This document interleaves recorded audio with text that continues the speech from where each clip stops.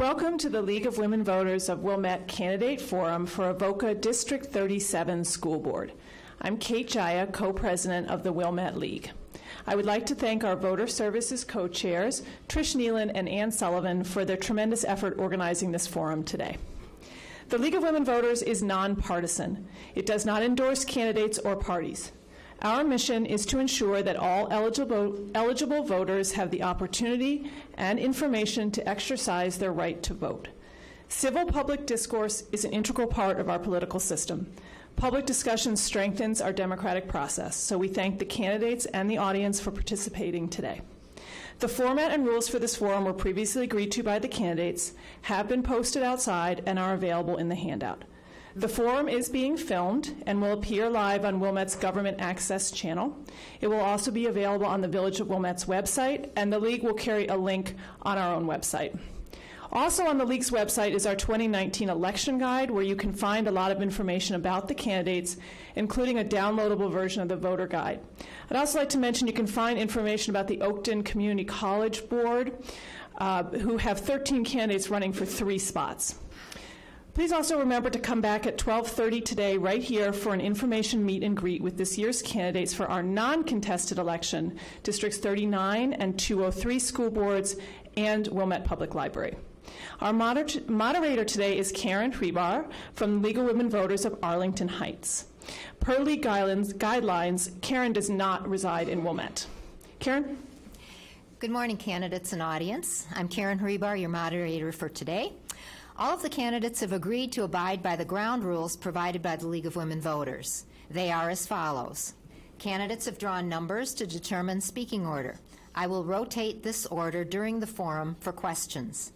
Closing statements will be given in the reverse order of opening statements. Each candidate will have 2 minutes to make an opening statement, and next, each candidate will have 90 seconds to respond to questions. Closing statements will be up to 1 minute. League members will act as timers. They are right down here. And will give 30-second and 1-minute warnings. At the stop sign, please quickly complete your sentence. Audience questions will be written on index cards provided by the League. And are there League people here? So if you would like to ask a question, audience, just get the cards. Questions must be directed to all candidates, and questions will be reviewed for clarity, appropriateness, and to avoid duplication.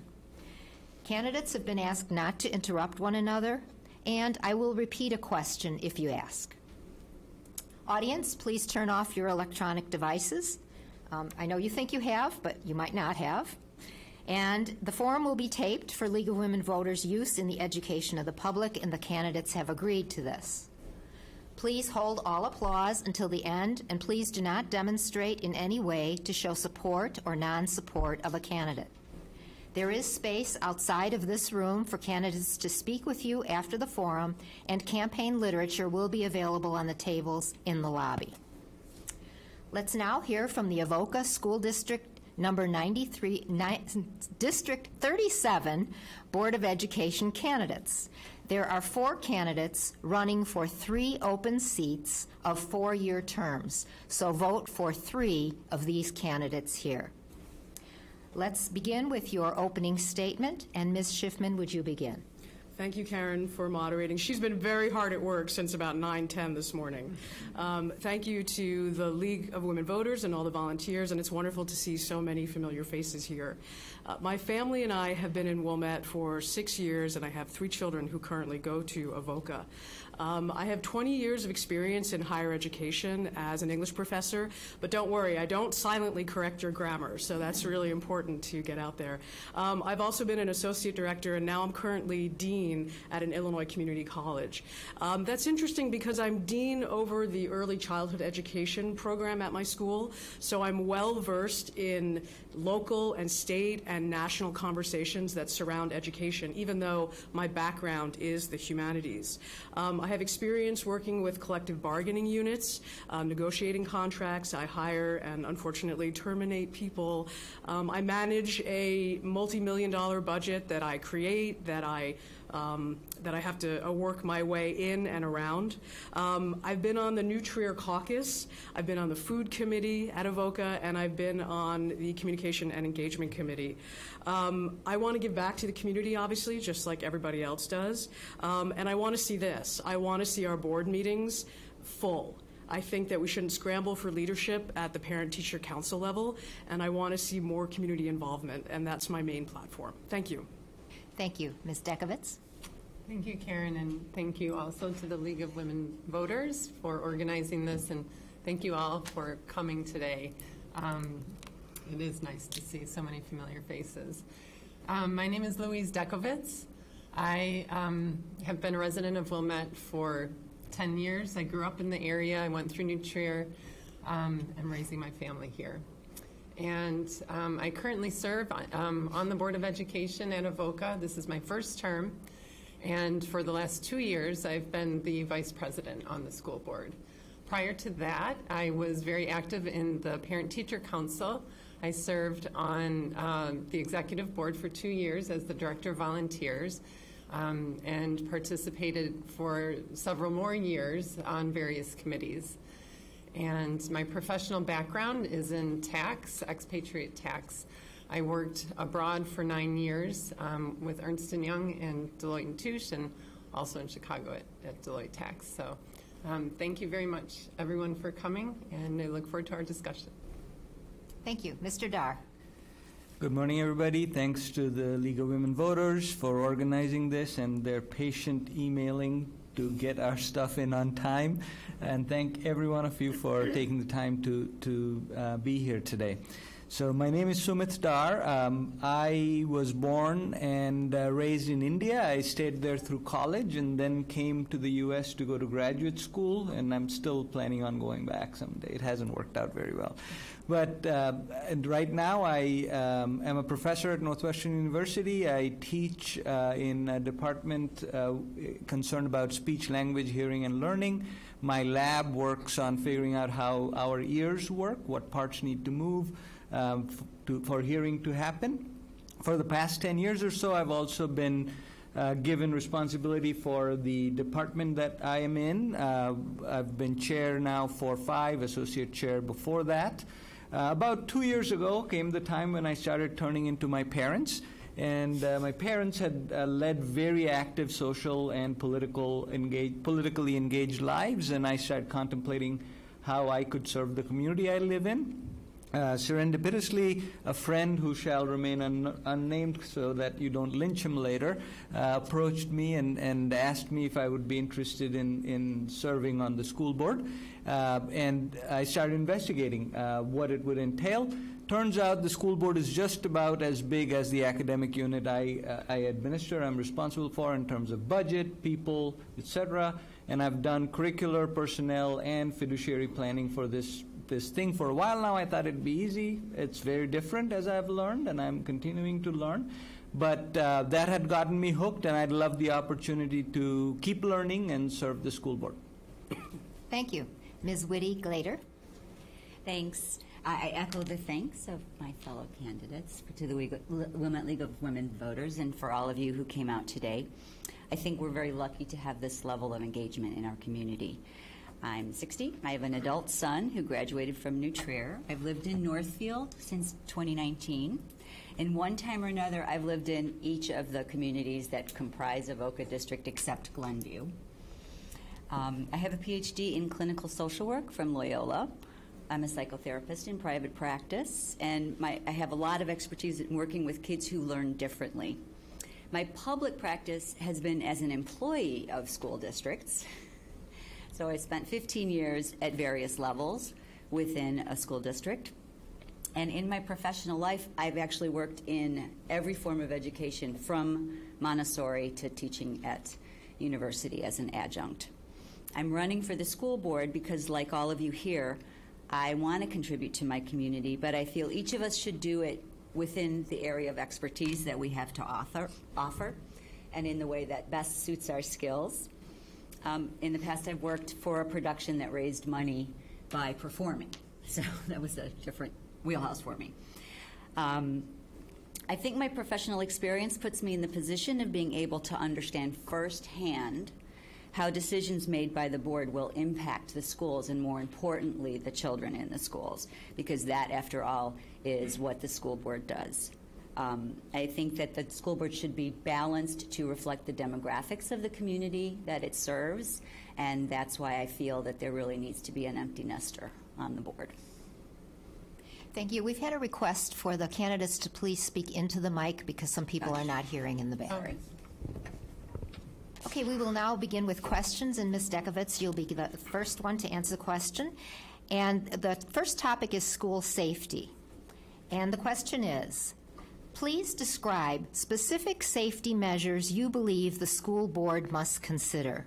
Also describe how you would communicate a solid security plan to parents and the community. Thank you. Security is a top priority, as you would expect, of all school districts and ours as well. We take the security and safety of our children and our staff very seriously. We are in regular contact with local law enforcement to review safety procedures. We review them annually. They help us do drills in our schools. We also engage security consultants to make sure that our practices are up to date, and anything we need to do specifically to, because this area is, obviously changing all the time, that we are aware of the best practice in the area. Some specific examples, we remodeled the front areas of our schools. You probably noticed most schools are in the process of doing this. I did this 1 or 2 years ago, so that entry into the schools is as safe as it can be.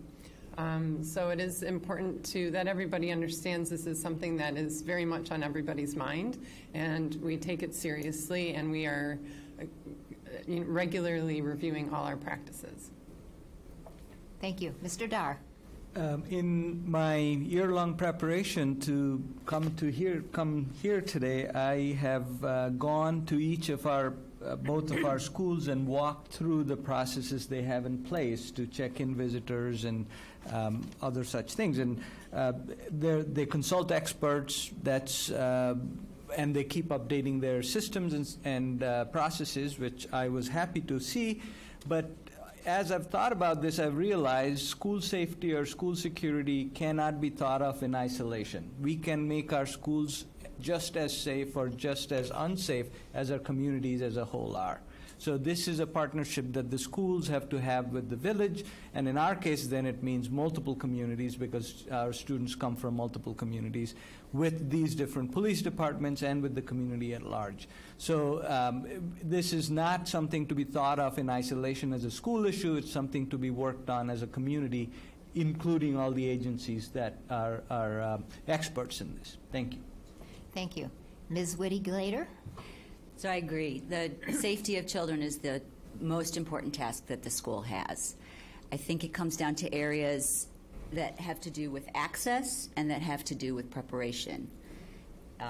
Obviously, the access has been seen to and should be reviewed, but I would also think that part of what a school needs to do, a district needs to do, is to go over the plans they have for crisis plans they have for preparation and for preparing the school as a whole, but also in preparing the kids in general, and specifically how each kid sort of understands what his or her role should be in the case of an emergency. And I don't think it can be taken in isolation. I think the partnership with the police forces is truly important. And I'm glad to know that it's already in place, but I would look towards continuing that. Thank you. Ms. Schiffman? When I was volunteering for the New Trier caucus to select their candidates for the Board of Education, I had to attend meetings at the Northfield campus of New Trier, which, as you know, is very daunting.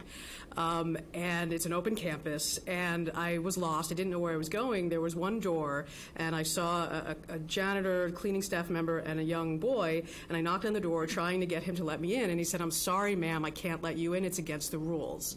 And I thought, good for you. I mean, of course I wanted to get in. I was slightly irritated, but then I thought somebody taught him well.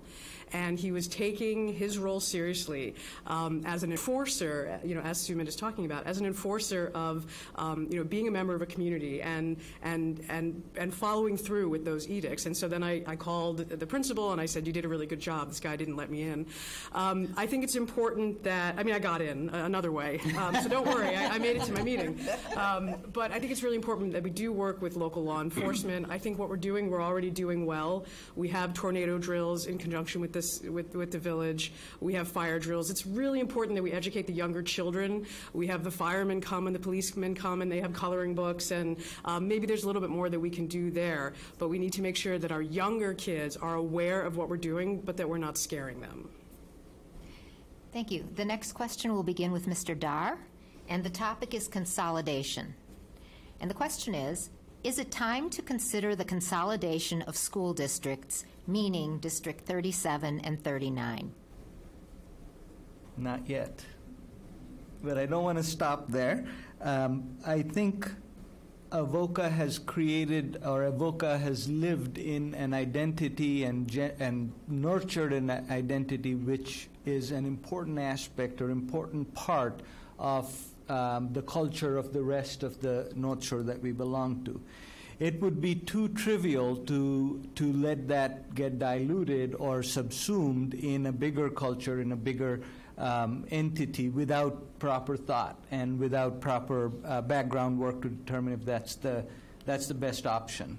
And in its confined size, Avoca embraces its problems, but also embraces its qualities.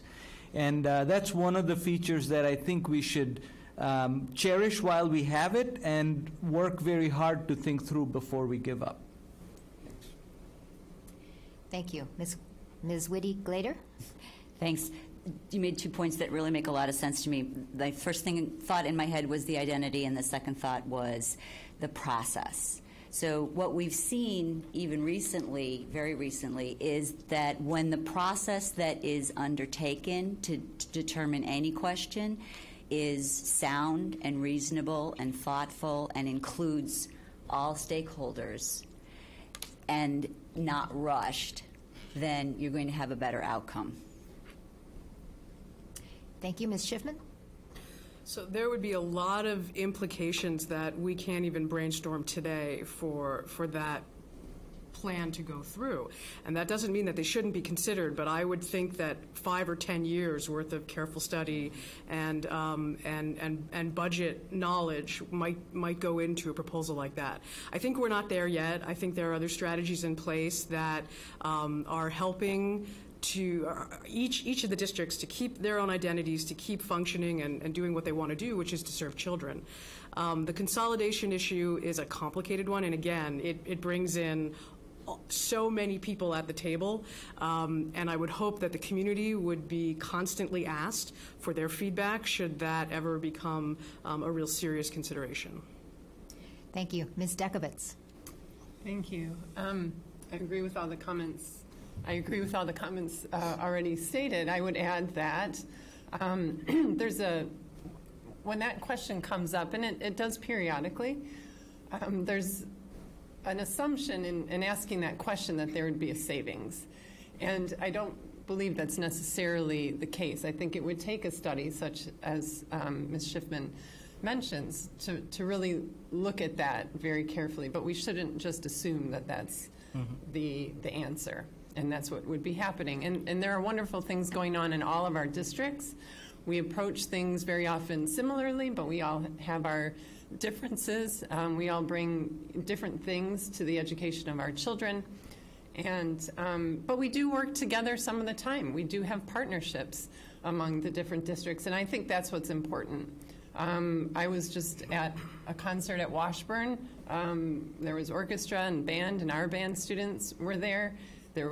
Glencoe was there, and we've partnered with District 39 for music and other things. We have a co-op for special education with District 39. So there are other ways in which we do connect with each other. Our administrations also get together regularly. So the question is really broader than should we consolidate or should we not. And we should think about, what we have and how to maintain that as well. Thank you. The next question will begin with Ms. Whitty-Glader, and the topic is the new superintendent. And the question is, what do you want the new superintendent to know about Avoca that you think presents a unique opportunity or challenge? I'm going to use many of my seconds just thinking about that one. I would hope that right away he would be able to see our diversity and how much we cherish it.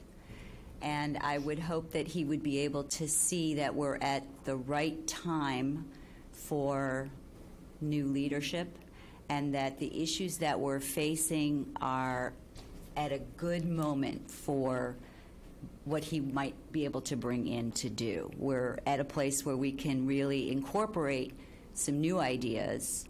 And the last thing I would really want him to see is how well we're already functioning. Thank you. Ms. Schiffman? I have an opportunity in early April to be at a Northern Illinois educators meeting with Dr. Osborne, given the professional roles that we both currently inhabit. And I've reached out to him, and he said that he's going to rearrange a lot of his life to actually make it to this meeting at NIU. So I'm looking forward to that opportunity. It's past the election, so don't worry about that. I'm looking forward to that. And one of the things that I want to make sure he knows from a parent who has younger children in the district is two areas. One, that we start our string program in first grade. I mean, I think many of you know that is very remarkable in our district and nationwide. And also that we have extended day kindergarten. Some of the District 39 schools are investigating the possibility of full day kindergarten. When I talk to parents on my kids' soccer and basketball teams, they roll their eyes because they're all working, and how to get someone to school from 9 to 11:30 on a Monday morning. The fact that we've extended day kindergarten is really another wonderful bonus. So again, my emphasis is on the earlier part of the elementary model, but those are incredible strengths that I think sometimes get lost. Thank you. Ms. Dekovitz? Thank you. Bringing in a new superintendent is a very exciting opportunity. Change can be a little scary, but we are really excited about our new superintendent. But first, I'd like to say how grateful we are to Dr. Yauk for his many years of service in our district. He has been a fantastic advocate for our school district, very hardworking. It's been wonderful to get to know him also as a member of the board, which is different than as a parent. And so we thank him for his service. I believe Dr. Osborne will bring opportunities to continue the good work and excellent work that has been done in the district already. We always talk about continuous improvement in education, and he will bring a fresh perspective to that. Some of the areas, that come to mind for me right now are the area of communication with our community.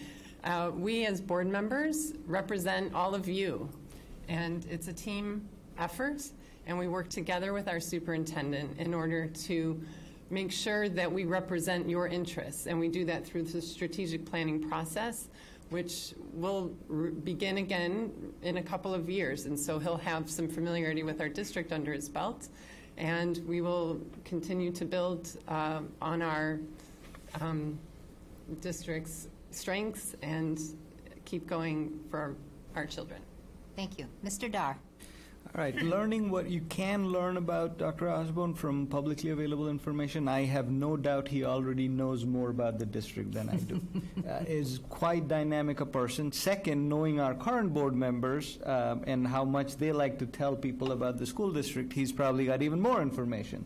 Third, knowing Dr. Yauk, he probably had a half-hour meeting that lasted 2 hours and has every other detail that he needed. So I think the challenge is not in teaching or educating Dr. Osborne. I think the challenge is in motivating and energizing the community to get to know him, and therefore Dr. Osborne learning about the community that Avoca is. It is quite unique. It is quite not only just from a racial ethnic diversity point of view, the income diversity, the aspirations of the community, the kinds of children that we want to raise as a community are all sort of fit a really neat picture, and it's our responsibility to make sure that Dr. Osborne sees that picture, understands every shade of that color palette, and then is able to start shaping his vision for our school district. It really is fortunate that he'll get to start the strategic planning cycle soon after he gets here, and it's our responsibility to get him fully equipped to do that. Thank you. The next question will begin with Ms. Schiffman. And this is, the topic is the band program, and the question is, the proposed cuts to the band program are top of mind for many parents.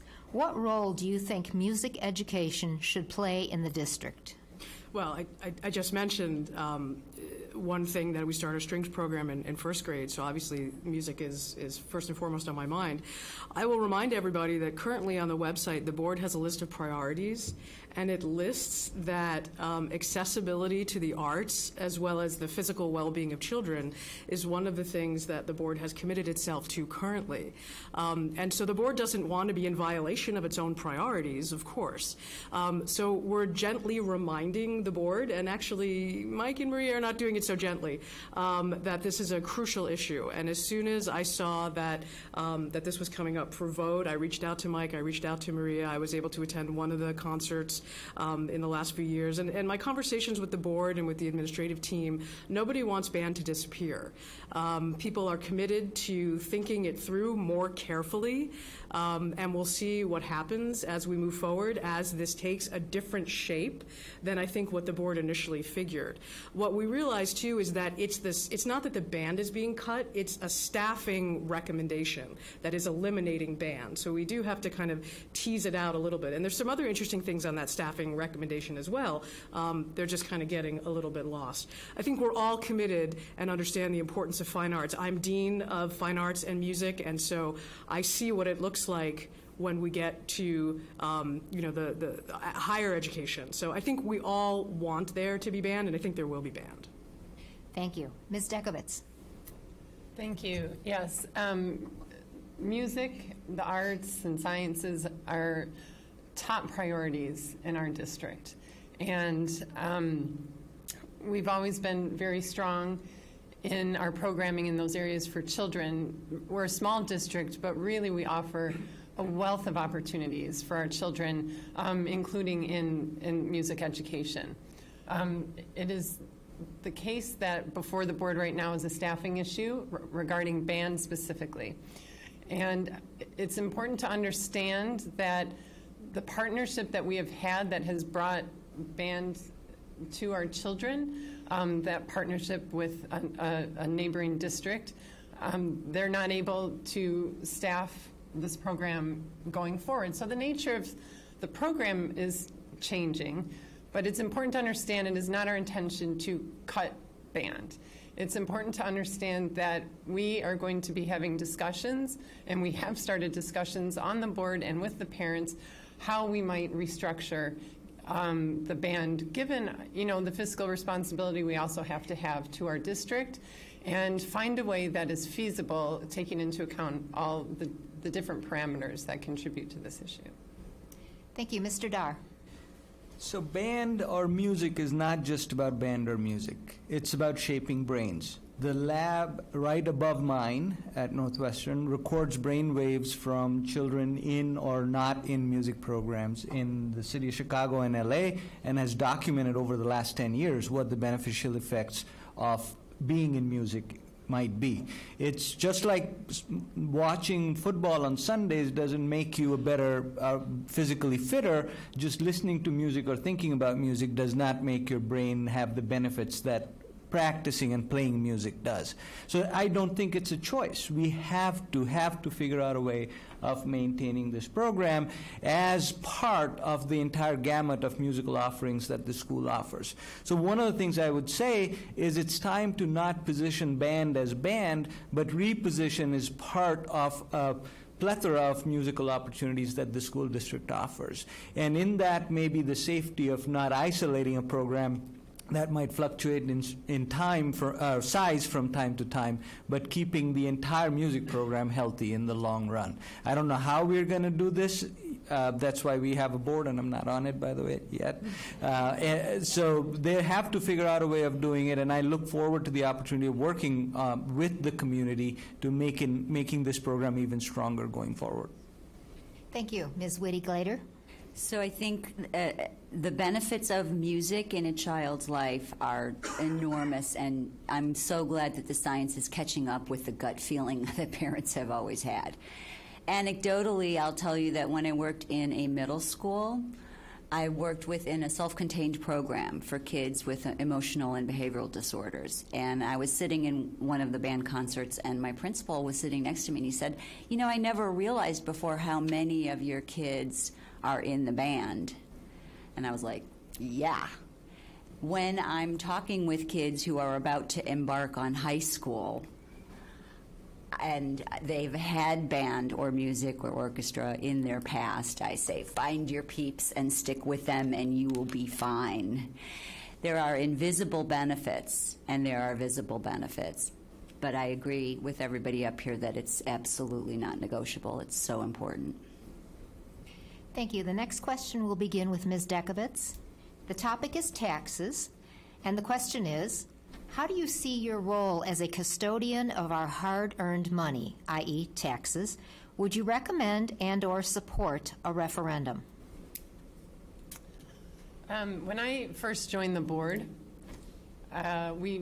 you're required to go through training with the Illinois State School Board of Education. And I recall vividly that the point was made to everybody. The community gives you their two most important assets, their money and their children. And we take that very seriously. A referendum is not something anybody wants to leap to solve today's problems. It is something that is very serious in nature and is really a last resort. So no, I would not. There are a lot of things you want to do, and we are doing. I think most of you know we're in a deficit position, have been for a few years, and are planning through our finance committee and with the board to plan our way out of that deficit position. And there are many things that can be done, creative ways of approaching different things. We want to keep in mind our fiscal responsibility, but also the balance of meeting our children's needs and our staff needs. And we will do what we can and put referendum off to the future as far as possible. Thank you. Mr. Dar? So this area has been one of the most interesting areas to learn about as I've prepared for a term of service on the board. The way the system is structured, there really is no foolproof way of financing our education, financing our schools without thinking about taxes. That said, I fully agree with what Luis just said, that every other avenue has to be explored and exploited first before we ask for more money from every homeowner, 75% of whose children don't go to our schools. And then on top of that, we are lucky enough to be in Tier 4 in the new evidence-based funding system from the state. That means we live in a prosperous community, but that also means we bear the burden of almost the entirety of the educational budget locally, almost 95% of it. So sooner or later, expenses will catch up, and we'll have to think about how to then readjust our revenues to match those expenses. But that should not be the first option. I know is not the first option with this current board, and a long-term engagement with the community needs to lead us to the right time with the right set of priorities before we think about taxes. Thank you. Ms. Whitty-Glader? I agree. The two critical points that it's a long way off. There's a lot we can do before then, and we have to get our community engagement practices really firmly in place so that if we are heading that direction, it's not a surprise to anybody. Everyone understands why. Everyone understands what we've done to get to that point. But part of that community engagement will be letting people know what they can do to help us so that we don't have to go there. Ms. Schiffman. In 2009, when the last referendum was passed, does anyone know how many votes the referendum passed by? This is obviously a rhetorical question. You're not supposed to answer. It narrowly passed by 160 votes. So it was a lot closer than people thought. That was 10 years ago, and there was a promise that that we wouldn't come to the community again for 5 years to raise taxes. So I think that we're not there yet. I think we might be getting there sooner than people think, but it won't be with this board, and I don't even think it'll be with the next board. We are putting pieces in place to ensure that we're doing everything that we can not to have the referendum, and I wouldn't be in support of it right now. We're raising fees, as Louise suggested. We're looking at personnel. We have the opportunity with the new contract coming up next year to more effectively and efficiently look at our personnel and our staffing. We're looking at everything that we need to, but let's also be clear that the board spoke very carefully when it hired Dr. Osborne, because one of the reasons that he was championed was because of his successful passing of a past referendum. So we might have some work to do to slow him down in thinking if that's the way that the course of action is. Thank you. The next question will begin with Mr. Dar, and it's a long question and a thoughtful question. And the topic is your board style. And here it is.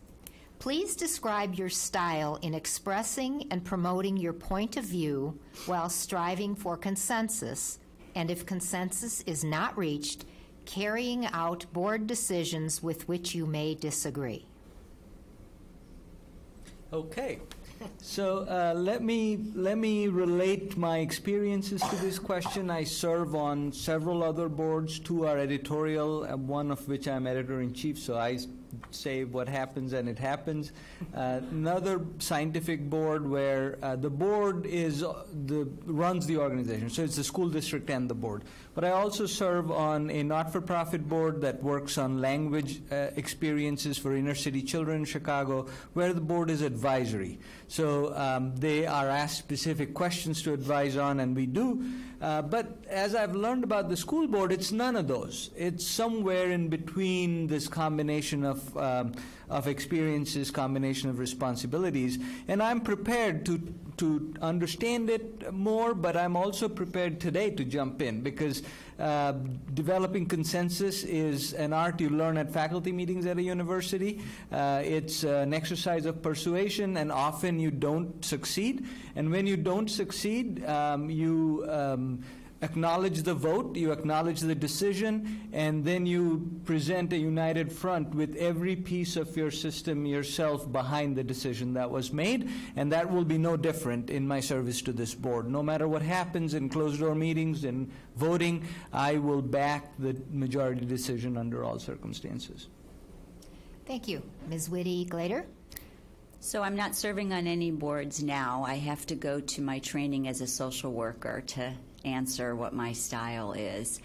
I'm a good listener, and when I come across something that I don't understand, I want to find out about it right away so that I can come to understand. I think consensus it's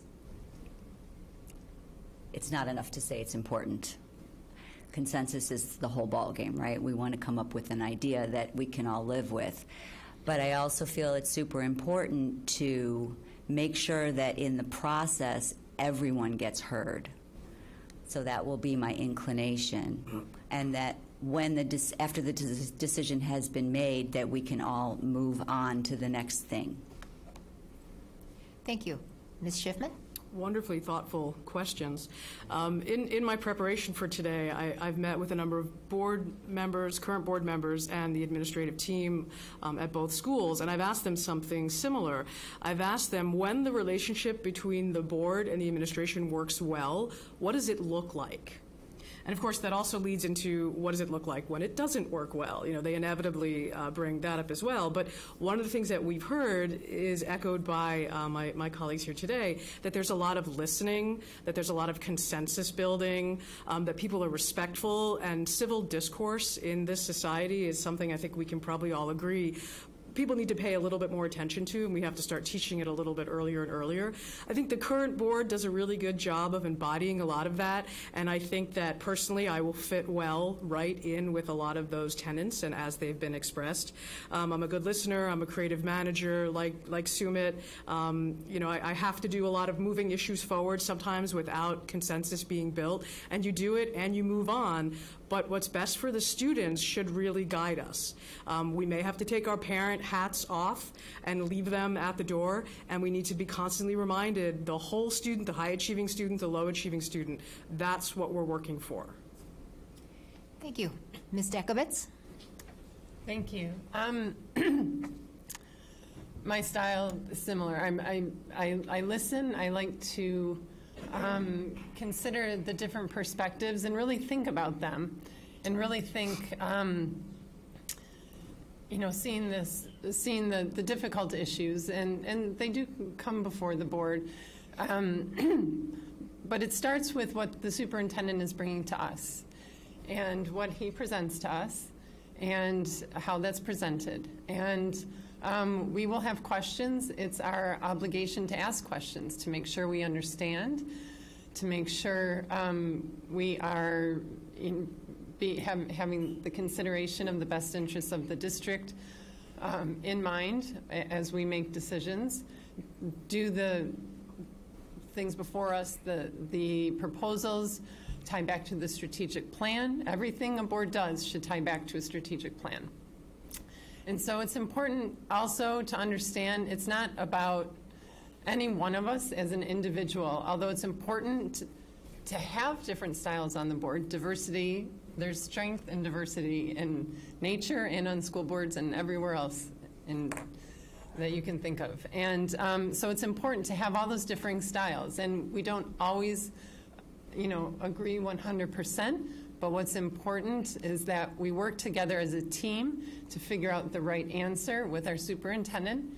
And once we make a decision, we move forward. And we all accept that decision. We speak with one voice. Thank you.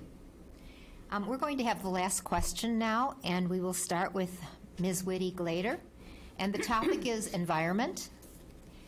Do you have a position on making District 37 more environmentally sustainable and about environmental education in the schools? I just heard a story on NPR about a girl from Sweden who just won, was it a Nobel Peace Prize? Did anyone hear that? Was it the Nobel Peace Prize? No, something big. And then the follow-up story was from other students about what they're doing. It's super exciting to see that, to know that in an environment, and I grew up not doing recycling at all in homes, in an environment, the children are the ones saying, oh, does this go in the recycling or does it go in the garbage? I think building on that, what we've done so far in maintaining our environment is huge. An important piece of that is helping children to understand that what we're facing in our environment is based on very good science. And it can tie into what we're helping them to understand about science in general, that it isn't arbitrary. There's very good processes in place for us to understand what the best things for us to do are. Thank you. Ms. Schiffman? When I toured the Marie Murphy School and cafeteria, I noticed student after student buying Gatorade, which is a whole other issue, buying bottled water, and I said to my tour guide, where are the recycling bins for these students to toss their containers in? And she said, whoops, that's going to be my 1 o'clock phone call. So, on a very small local level, we need to make sure that there's paper, that there's plastic, that there's recycling, and that we're teaching best practices. I know that an offshoot of the PTC, there's a Go growing a green committee, and I know that they link up with the village of Wilmette, and I assume with Glenview, though I don't have firsthand knowledge of that. It starts with the parents, but we also need to make sure on a very simple level that we're doing what we can to promote and to teach so that students grow up and that young people understand the importance of our environment, the place in it. I'm sure as we replace chillers and handlers, we're doing it with more efficient equipment. Maybe we even have certificates from our energy partners that talk about how our buildings are more environmentally sound than they used to. At all those levels, the district needs to be involved in having a careful eye on this conversation. Thank you. Ms. Dekovitz? Thank you. This is an area that we are, there's a lot it's a part of the conversation these days, and we do have a Green Committee as part of the PTC. They have started, for example, at some of our events to try to do zero waste. All this is new to so many of us, and we have a lot to learn. We really do, and but it starts with having the right, values and wanting to teach our kids to be responsible for their environment, how they take care of their environment, how they contribute to their community, what that looks like. As adults, we have to be models for our children. And so within the school, there's always opportunities for that, and that is part of the conversation for their education today. I think it's we adults who are slower to take this up. But we are trying. And with our facilities, we have aging facilities, and I think this is a very good question to ask as we replace, and we have to make choices. It'd be wonderful to, replace things sooner to have more energy efficient, but, there are finances involved with that as well. So we have to, as always, balance. Thank you. Mr. Dar. Great. I get to go last so I can steal from all three of them in my answer. So one part of the battle that we are winning is in how knowledgeable our students are about the environment. My two daughters, of course, they're exceptional, but other than that, they teach us all the time about what's recyclable, how to recycle things, etc. So now I think the challenge is to demonstrate to this group of students who are getting the knowledge and the information that we are living as examples, both in the schools and in the homes, towards making our planet sustainable. And in that comes every decision about infrastructure, every decision about the physical plant we make that has to be made with this environmental angle in mind. And then maybe we can tie that into the educational process and go back to the student body and show them how this decision was made and that it is better for the earth versus some other choices we could have made. So because we are a school, everything we do in a school is an opportunity to educate, learn ourselves, do better, and educate again. And I think this is a very good area that we could utilize practice, teaching to go hand in hand with each other. Thank you. Thank you. Time requires that we now move to closing statements of 1 minute each. And as I mentioned earlier, we will begin in reverse order. So, Ms. Whitty-Glader, would you begin? Sure. This whole process has made me love where I live even more than I did before. It makes me proud to be part of this community where people are really thoughtful and really engaged in a respectful way. So I'm very grateful to have had the chance to go through this process. I hope to serve you on the Board of Education, and I'd like to thank you for the opportunity for today. Thank you. Mr. Dar. Well, when I started thinking about the closing statement, I thought I'd either start or end with vote for me, but I'm not going to do either because the school board is not about one person. What you have to decide is what combination of the four of us does the school board need at the present moment to serve the district best. And that's going to be an interesting challenge for you because it's an interesting exercise for me. The second thing I'll tell you is that my two daughters, one in Avoca West, one in Marie Murphy, are getting the world's best education possible. And it's our responsibility as a community to keep that going forward and make that available to the entire Avoca community. And I say that with quite some thought, because I don't think that quality right now is distributed across all the student body. So that's a challenge. I want the community to rise to that challenge, and I want everybody to get engaged with the school system because it lets you look at the district in a very different way. Thank you. Ms. Dekowitz? Thank you, and thank you again to the League of Women Voters for this opportunity. And thank you all for coming today. I would like to close with saying that it's been an honor, truly, to serve our district for this first 4 years of my first term, and I hope I will have an opportunity to continue the work that we have dedicated ourselves to so hard for so long. And I really look forward to working with our new superintendent. We're all very excited about Mr. Osborne starting. We have some other new people who will be joining the district, one at the administrative level for Director of Pupil Services. I'm really excited about the future. After this election, I'll be the second longest serving member on our Board of Education. We're a young board, and we bring fresh ideas, but we also need some continuity of experience. So thank you. Ms. Schiffman. I'm glad Louise mentioned the hiring of the Director of Pupil Services. That's one area of this discussion I was surprised it didn't go today, actually, the low-achieving students and what we're doing about them. And I would just remind everyone that talent is equally distributed, but opportunity is not. And so one of the things that we really need to think about as a board is how we parse that. What does that look like? I can't do justice to that in the 30 seconds that the timer is about to flash to me now. I will say that tomorrow is the last day to register to vote if you haven't, and Monday begins early voting. So just get this out of the way. You can start voting early on Monday. We all, wherever we live, we vote at the Centennial Ice Rink. People are very busy. April 2nd, we all work. It's going to be hard to get there on that day. Vote early and vote Robin. Well done. Thank you. Please applaud with me and thank the candidates for Avoca School District for being here today.